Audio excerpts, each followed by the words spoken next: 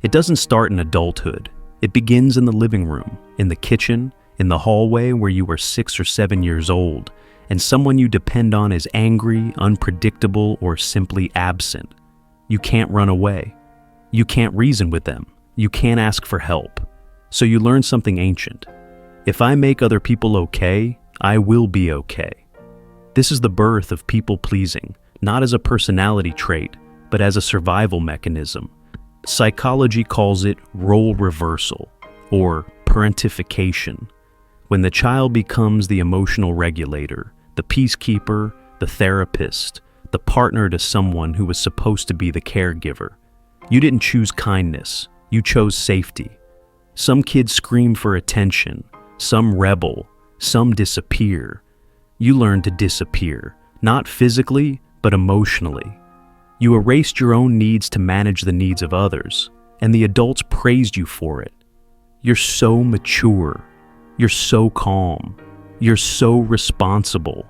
They didn't see the cost. They only saw the performance. This is where the nervous system makes a decision. Love is conditional. Safety must be earned. My needs are dangerous. It's not intellectual. It's biological. The amygdala, the brain's threat center, stores the rule. Saying no equals losing love. So the child becomes skilled at reading micro-expressions, tone shifts, tension in the room. They become experts at calming others, experts at being easy, experts at abandoning themselves. This becomes your identity. I'm the one who has it together. I'm the helper. I'm the good one. And here is the trap. Being good becomes who you are instead of what you choose. You grow older, but your nervous system never updates the code. You say yes when you're tired. You apologize when you've done nothing wrong. You take on responsibilities that were never yours. Not because you're weak, but because your mind still believes, if I disappoint people, I'll lose safety. You call it kindness. The world calls it generosity. Psychology calls it self-abandonment. And the worst part, people start rewarding you for it, just like they did when you were a child. You become the reliable one, the strong one, the you're always there for me person. And nobody stops to ask, who is there for you? People pleasers don't explode, they implode. Their exhaustion looks like sadness. Their resentment looks like silence. Their breakdown looks like burnout. You don't even know how to ask for help because you were taught that needing help is dangerous. You think, if I set a boundary, I'll lose them. If I take space, they'll leave. If I say no, I'll hurt them. But the truth is simpler, darker, and harder. You are terrified of becoming the child who wasn't chosen. People think you're nice. They think you're sweet. They think you're a good person. They don't see the psychology underneath. They don't see that every yes feels like protection from abandonment. They don't see that every apology is an attempt to stay safe. They don't see that your kindness is 50% empathy and 50% fear. Over time, this survival strategy becomes a prison. You lose track of your preferences. You don't know what you want. You don't know what you need. You become a stranger to yourself. You might even confuse exhaustion for love.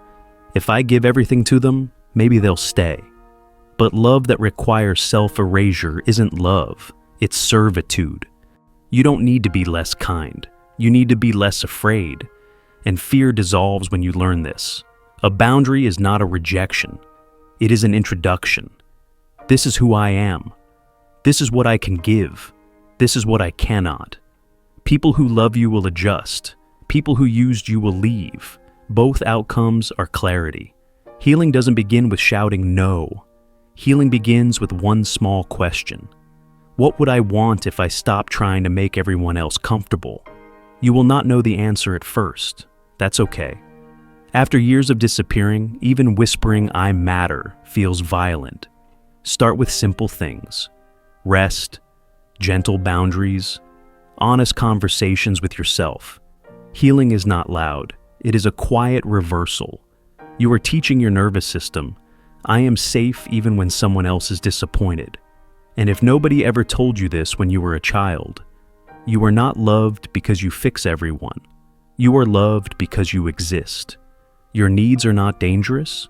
Your voice is not a threat. Your boundaries are not punishments. They are the lines that keep you whole. You don't owe the world your exhaustion. You don't owe anyone your compliance. You don't need permission to be real. You are not the childhood role you performed. You are the adult who finally learned to choose.